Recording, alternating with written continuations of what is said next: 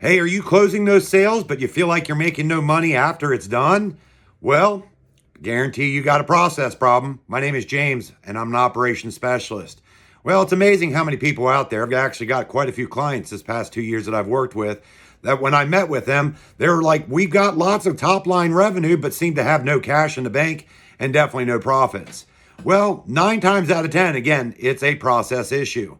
Well, let me ask you something. What's your bidding process? Are you landing quite a few of your jobs? Well, most likely you're too cheap. So my real question is, how are you looking and doing your bidding? When you're going out there, are you actually understanding all the needs that the client wants? Are you fulfilling all those needs in your bid? And when you sell, is there clear expectations on what's going to be done?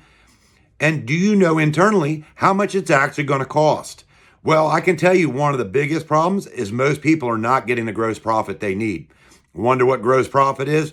Well, that's actually after the revenue, that's the earned monies that are there, minus your direct costs, which is typically your labor and materials. Then you get to your gross profit. Most people aren't accounting enough for your overhead. Well, it takes money to actually run your company. Costs money for advertising, costs money to run your office, software. Gosh, I tell you, these days, software costs are going through the roof. But are you actually in your bidding process recovering enough money to cover your overhead?